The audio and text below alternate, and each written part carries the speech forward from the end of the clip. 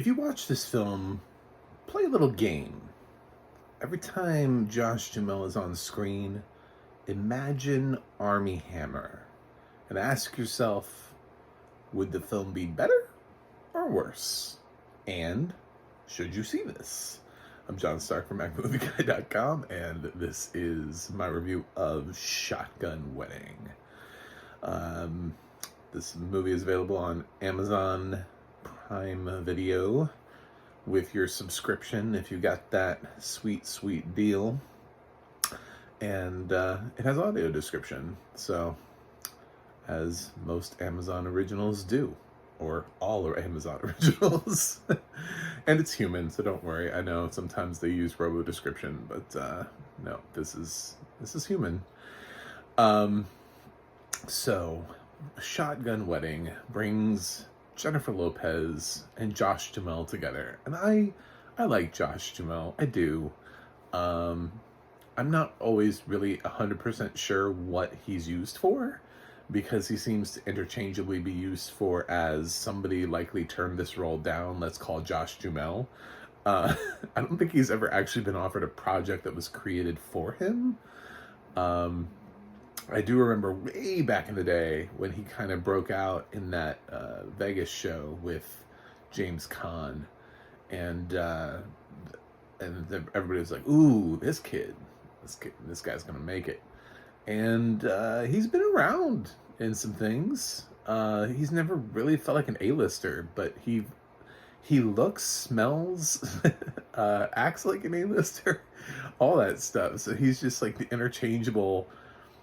Brad Pitt dropped out. Somebody called Josh Duhmael. I feel like his career has just been filled of those sneaking him in and convincing people that he's an A-lister. If he was opposite somebody else in this film that was of his caliber or less, nobody would know what Shotgun Wedding was. But we know what it is because of Jennifer Lopez. So again, his career has benefited from that. But he's in this film because Army Hammer. Because Army Hammer decided to send people DMs about wanting to be a cannibal. Anyway, so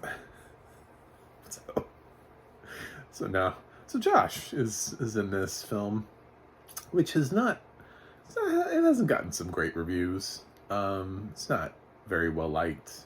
I'm reviewing it late because there's still so many 2022 movies. I'm having a hard time getting to these early 2023 releases. Yeah,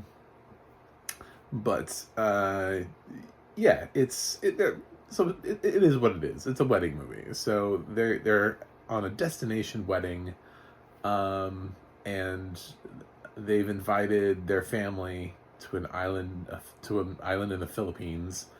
And they're grown adults, and they address the fact that they didn't want their parents to pay for the wedding because we're adults and we can do this ourselves. We wanted this to be ours. And she doesn't want to register for the gift registry. She's like, I already have everything I need. So it's like getting married later on in life. It hits you heavy over that head. Funny thing is, when you find out how much money Jennifer Lopez's dad, played by Cheech Marin, is worth in the movie, you're like, I get it, but how much money do you make? Because there's a point of being like, I want to be my own person, and there's a point of just follow the tradition and let him pay. The dude is just raining cash.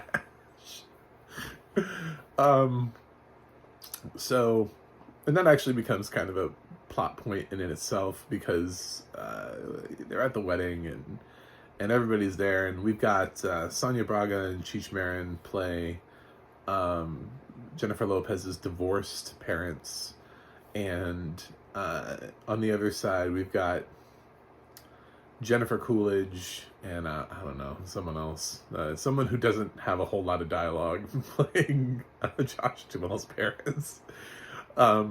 It's like they went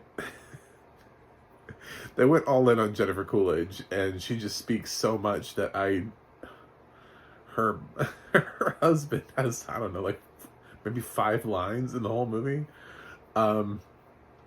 Jennifer Coolidge is easily the number 3 star here. She speaks that much. She's a bright spot in a film, but she's doing that same thing that she always does, where she's playing kind of the ditzy, you know, pampered older lady. I don't know. It's the White Lotus just capitalized on that and figured, hey, she does it really well, so why don't we have her do it to a dramatic extreme so she can get Emmy attention. It's like a version of that character. Actually, she stretched herself probably the most on The Watcher. If I've seen things recently of hers where I'm like, oh, well, that was different. I felt like probably The Watcher gave her the most range. But here, she's also a real estate agent. So, I was like, oh my God. She's playing the same roles. She even mentions that she wanted to go to Ireland, which was one of the things that her character in Legally Blonde wanted to do. Was shit I didn't think about. Anyway,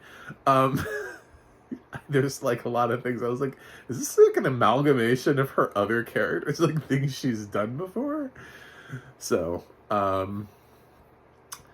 but she's funny. I mean, she's always funny. I will not ever begrudge Jennifer Coolidge. She has a thing and she does it really well. And they just keep giving it to her. I just love it when they give her more to do also. When her character's just a little bit more.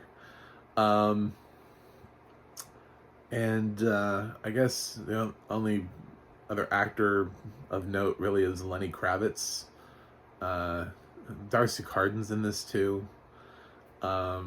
Basically, some pirates show up at the wedding and they take everybody hostage, and they want Cheech Marin's character to give them like $40 million or something like that. I think it was $40 million into their bank account before they leave. So all of the pirates are wearing like one of those, ski masks, or balaclava, or however we say it, in a more fancy term.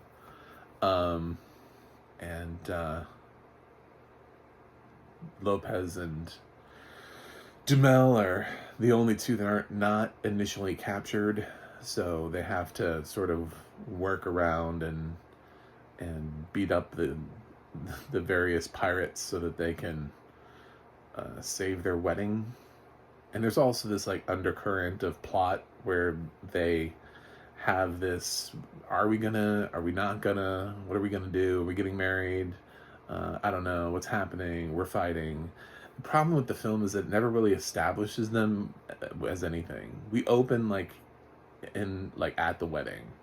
We're at the wedding, we're at like a, one of the celebration things. By the time we meet everybody, they're getting ready. So we have no context for what they were like before.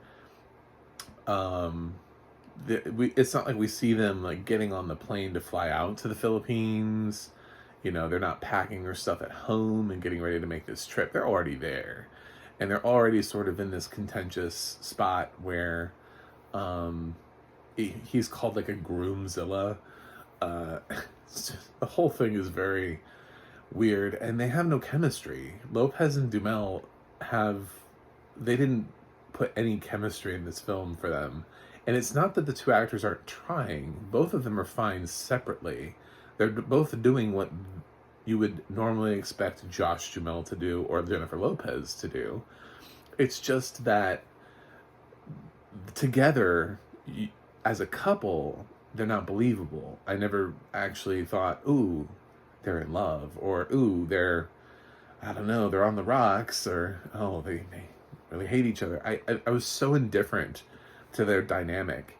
It was just sort of there.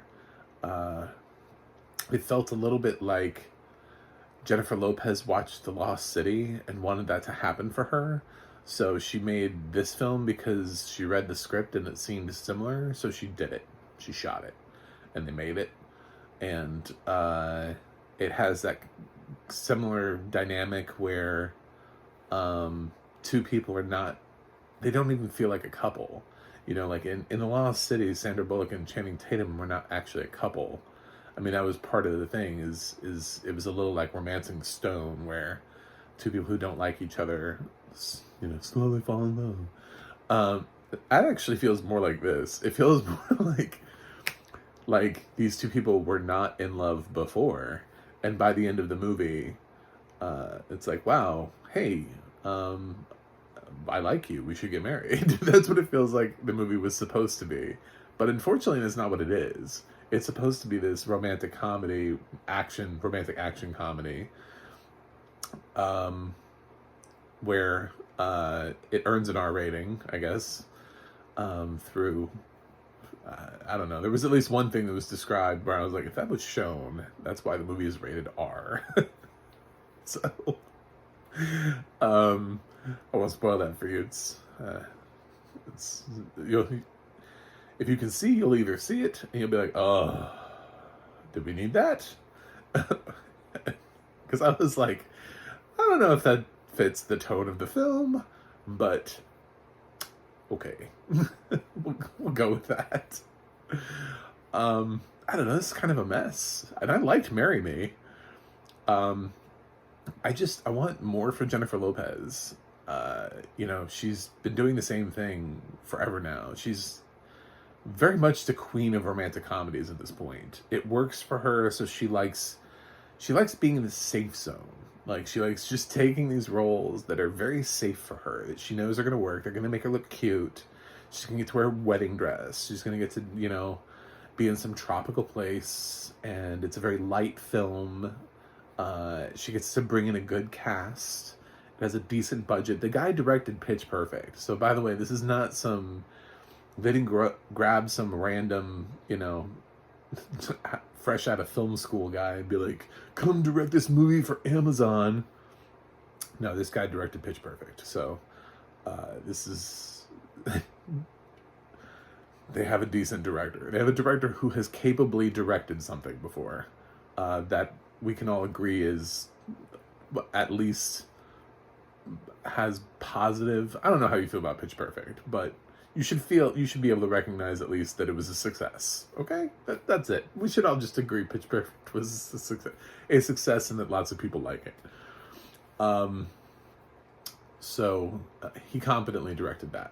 There you go. But this just, it's hard to know what this is, because it's not necessarily hilarious. It's not necessarily action-packed. It doesn't really sit in one genre or the other. They didn't go hard on the action. They didn't go hard on the comedy. And they very much didn't go hard on the romance.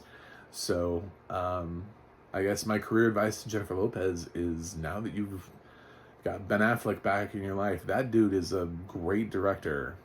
Get him to make you another project like Hustlers and start taking yourself seriously.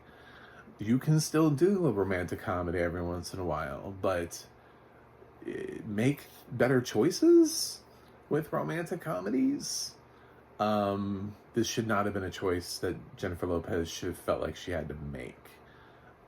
I think with the amount of romantic comedy scripts that she's read, somewhere along the way she should have been able to see, wait a minute, so where in this script are they in love? Where's that moment? Where's that spark? You know, I've read so many of these scenes. Where does that exist here? And if she'd asked herself that question, then maybe she wouldn't have done this film. Or, I don't know, maybe she just wanted to be in a film with Armie Hammer, and then she was already signed on, and I have no idea. But this film is not great. It could be better. There are much better romantic comedies out there, so... And J-Lo has made better romantic comedies. As far as the audio description goes, yeah, it's fine. There are, like I said, there are action sequences. There's one thing that happens towards the end that would earn it its R rating, that at least was described to me like it was on camera. So if it happened the way that it was, yeah, that was violence. So when we have that there to describe those action sequences, and also the guests and the costumes, and there's a lot of little details. Like they spend a lot of time in a pool. He puts them in the pool, so they're like wading around in this pool. It's kind of funny. All of the hostages are in the pool, and yeah, it's they have their like names stapled to the front of them so that you can keep track. So little details that you pick up on that hint at some cleverness within the script. They're there.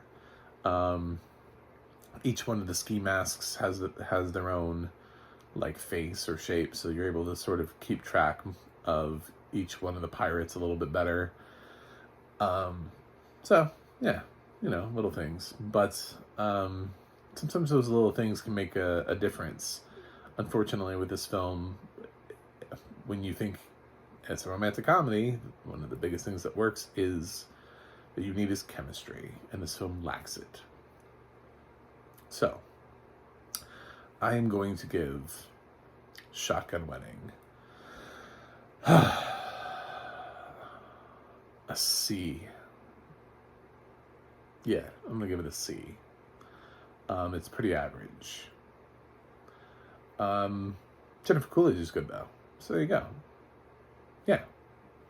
If you like the thing that Jennifer Coolidge does in every other film and you want to see it again, she does it great here. So there you go. Anyway, thanks for watching. Thanks for subscribing. Thanks for tuning in. If you're not a subscriber, please click subscribe so we can talk about more films and their audio description and all that kind of stuff. Blind film critic stuff. That's what I do. I also have a website, macmoviiguy.com. You can follow me on Instagram or Twitter at macmoviiguy. You can go to the audio description project, adp.acb.org. It'll let you know what has audio description and where you can watch it. And you can go to the ADNA.org. That's the ADNA.org. It'll let you know who is narrating your favorite films and television series. That is it for me today. And I will review something else for you guys and see you on the other side.